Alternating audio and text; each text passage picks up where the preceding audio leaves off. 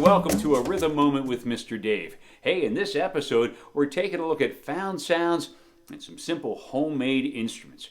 Now, a found sound is exactly that. You find something and you discover that it makes a pretty cool sound. In this case, hey look, I simply took the paper off of a tin can and I discovered that it has ridges. When I see ridges, what do I think? Yep, scraper. That's a found sound. A mixing bowl is a perfect found sound for a bell. And hey, looky here, I found an empty bottle. This is a mouthwash bottle, and I think it has a pretty good found sound. And, you know, you can't go wrong with a good old cardboard box played like a hand drum, like this.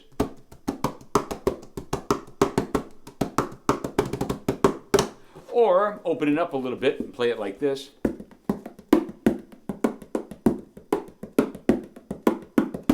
So these are examples of found sounds. As we start to make instruments, we want to try to find instruments that have good variety of timbres. Those are the tonal qualities of our instruments. And as I get into simple alterations, you'll notice that we expand our timbre groups or our tonal qualities. Now, this is simply a paint can that I wasn't using, and now it can be played as a found sound. It's a little bit more metallic sound, but I wanted a little bit more of a drum. Hey, never underestimate the power of packing tape, okay? So this is packing tape that's stretched across the head, and it makes a pretty good drum.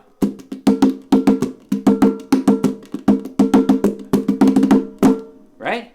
Now, I also took a cigar box.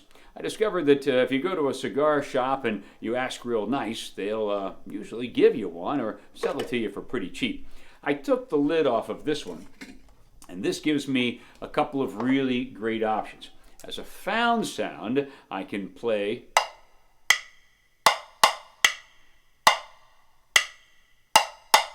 the long side, which of course gives me a lower tone, and the higher side, or the smaller side, gives me that higher pitch.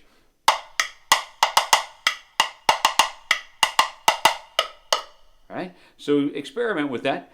But the reason that it's a simple percussion instrument that I did make is that I simply took a saw and put some ridges on the edge. So I can tap and scrape along. Hey, that's pretty cool. Now I've got one more for you, probably the most complicated one that I made so far. I simply took a stick in the shape of a Y. I found some bottle caps, squashed them up with a hammer. If you need to ask for adult supervision, be sure to do so. And I used a nail to put a hole in. All right. Now this is kind of like a tambourine.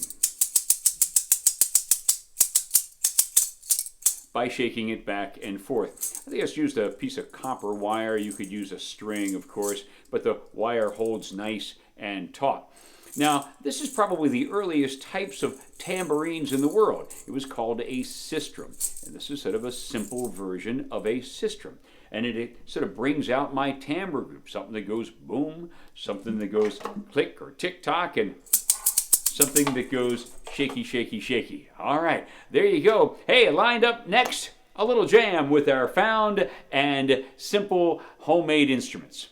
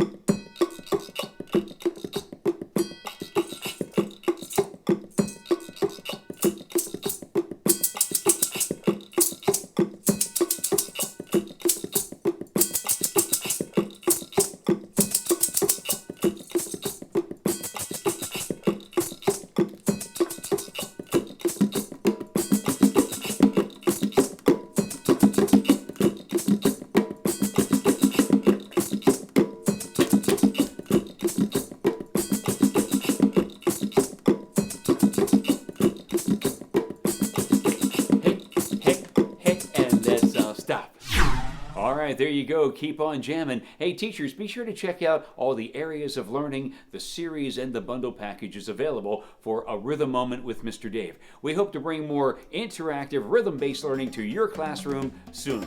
We'll see you.